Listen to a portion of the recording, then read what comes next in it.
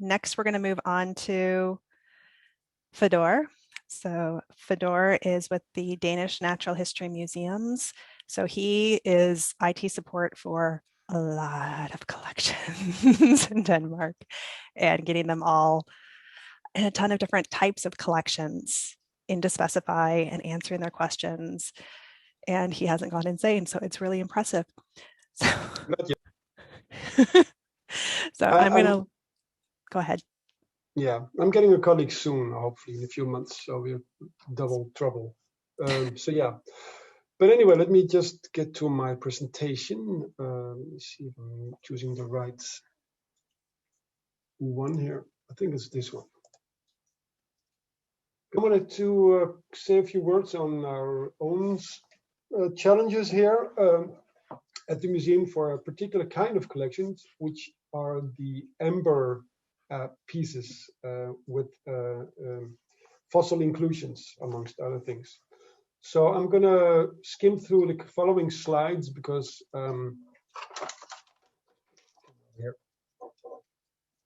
so I'm going to skim through the first few slides because, but if you have more questions, just write it in the documents. But these are just to give background information. So yeah, so we have this thing called Baltic amber. We live at the Baltic sea coast. There is a treasure trove of amber pieces that are continually washing ashore from ancient times, all the way back to the Paleolithic, where they were used as jewelry, and also to more recent times, where there was a amber room in St. Petersburg in Russia, which was adorned with just amber. But more importantly for us, for our purposes, is that they are also filled with fossil insects and other interesting things from the past. Just to give a little geographic context, the Baltic Sea is situated west of Scandinavia and north of Germany and Poland, and west of the Russia and the Baltic states over here. So, but it didn't always look like this. If you go back like 50 million years ago, there was a large landmass. You could just make out Norway over here. And instead of the Baltic Sea, there was the river called Eridanus. And on the landmass of Fenor Sarmatia, there was a huge coniferous forest with amber producing trees. And it sort of looked like this, presumably. Yeah, as most of us know, is that coniferous trees, they produce amber as a form of protection. And the things were simply washed down, included a lot of insects, trapped a lot of other interesting organic materials and non-biotic materials. So that is our point of interest. And there was a lot of transport of the amber from these geographical areas through the Baltic Sea over to Scandinavia, and the little peninsula down below here, that's Denmark, which is where I'm at. So there's a lot of amber washing up on our shores all over the place. And also what I helped were the Ice Age glaciers that were pushing a lot of the amber downwards to the south. And on those shores of the Baltic Sea, there's a lot of amber hunters that do a lot of collecting, and most notably there was this person called Karin Norman Ernst, who especially focused on those amber pieces that had inclusions. And you can see there she had amassed a huge amount of material that she donated to the against a monetary compensation. She donated to the museum. So it arrived in bags, and then they were subsequently sorted into little boxes. And a lot of volunteers at the museum. We had a lot of good times being together and offering our help in identifying the different pieces and doing some determinations. My dear colleague Sri has been working diligently in putting all these things into Specify. I would regard her as a Specify super user, and unfortunately she only has a few months left of her term, so I hope we can extend her somehow or give her some other position. But she's been a really good diligent digitizer. And she has also been printing out labels with Specify, and then putting them in bags into boxes, and the boxes into drawers, as you can see here, and the drawers into cabinets. A total number of amber pieces is, well, the ones that were from the Kain, Norm, and Ernst collection, they were over 57,000, and adding to the pre-existing 7,500, we come well over 60,000 amber specimens, amber pieces even. And each piece has its own catalog number. And I'll get back to that in a moment. Just a quick glance at the scientific value. This is, for example, a rare wood wasp that has been found in one of the amber pieces. And it's been analyzed very thoroughly. Even you can see all the anatomical details also externally and internally. So as you can see, it's of huge scientific value. It's a window back in time. But most of us were aware of that, but it's still, I find it fascinating how much information these can yield. So it's very important to have these pieces in our possession and have them digitized and share them with the rest of the scientific world. So now we get to some of the interesting parts, because as long as we're dealing with insects, then the taxonomic diversity is something to work with in Specify. Like, for instance, these are, to the right, you've got some mosquito species, and to the left, a fly species. And also more widely, arthropods like myriapods and arachnids, they still fall in under the entomology discipline. So no problems yet, but dragons are ahead, so to speak, because now we also need to acknowledge that not only are insects included, but also plant materials. And actually the one to the left might even be regarded as a hexapod, although it's a microrufia in any case. So it's a bit contentious whether it's an insect or a hexapod. But in any case, it's still entomology. But we also have a lot of plant material, plant inclusions. It could be leaves, it could be bark, it could be just fibers or impressions even. And even we also got non-biotic inclusions, and especially of interest are the air bubbles you can see on the right around the insect over here, because those air bubbles could be potentially very interesting for scientific research with regards to as kind of researching the climate and the composition of the atmosphere back then.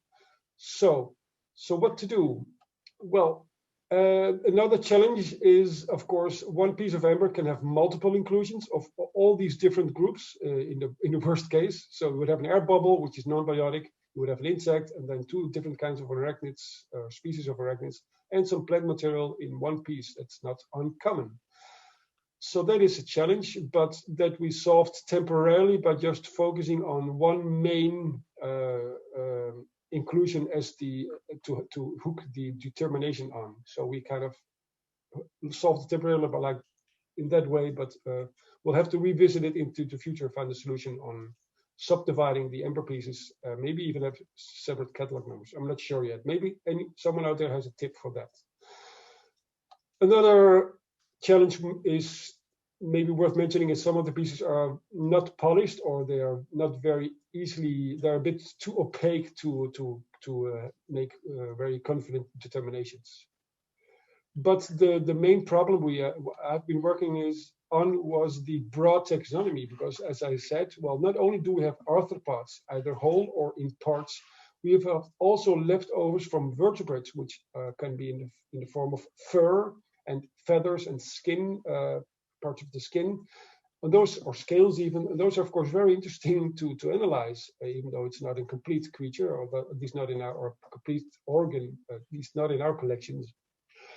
But still, that kind of starts posing a problem with regards of what discipline the collection has to encompass, because now we're moving over into vertebrates, we're even moving to other kingdoms like plants and fungi.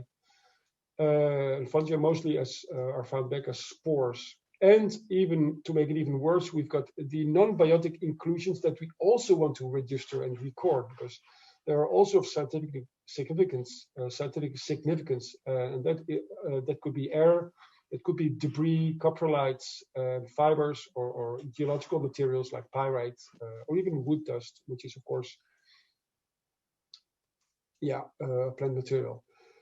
So that is a problem, of course, because in Special you're kind of restricted with the discipline that you're working within. So I had a neat idea, and I thought, well, you know what, we'll just create a new collection for the Ember, and then move it out of the entomology part. So the other entomologies people will have to look at the taxonomic tree with all these other groups, so they can focus on the arthropods.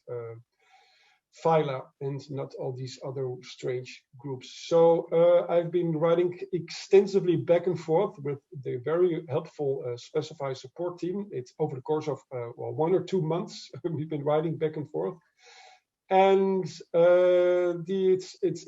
Specify does not have a built-in function to easily move one collection to a part of a collection out into its own collection. So that was a bit of a challenge, but they were helpful in providing us with a few SQL scripts to accomplish this. But as you can see, it's quite a hexing task, but I managed to pull it off.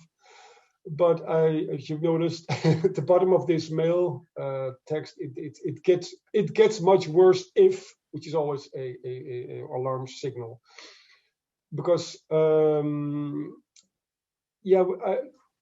it needs, you need to be really careful that you could move everything along with the collection objects, everything that might be related, might have a relational link to the collection objects itself.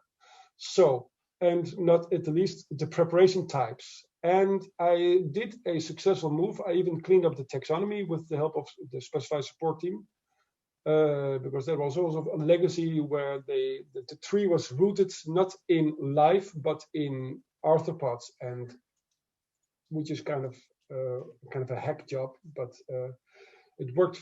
There was probably a reason for doing it like that. So I had to reconstruct the whole tree using SQL and adding all of these adding life and everything in between, kingdom, etc. So we could encompass also the Ember, because this actually did not help. I thought I could just move out this collection into its own collection, but I kept it within the entomology discipline. And I later realized, well, that makes no difference, because you're still using the same taxonomic tree. So, so the best solution would be moving it into its entire own discipline. But I'm not sure which discipline I should choose for these specimens, even though they're mainly entomological. It's a bit of a conundrum. But that's something I just now pushed out into the far future, and then the entomologist will have to live with the tree with all these strange extra nodes in them. Just this morning, I had a strange, just coincidentally, one of my colleagues came to me and said, there's a problem with adding collection objects into the entomology collection, because they were having these error messages that there was a certain preparation type missing. And I was kind of taken aback. So I looked into the database, and it turned out that this particular preparation time had been moved to the Amber collection. So, but the strange thing is that has been months ago, and there were no problems until just today, just this morning. All of a sudden, some people using Specify 6, they could not enter a new collection objective in the entomological collection, because the preparation type for pinned, a certain preparation type was missing. But I did it was easy to fix that directly manually in the database, but still it was kind of strange. So in conclusion, if you ever consider doing the things that I've been doing, just be aware that there will be dragon, and it will not be that easy to do. And I still would really like to take here, if anyone has similar experiences, suggestions, or similar scenarios, because I would gladly try those out or consider them in any case. Yep.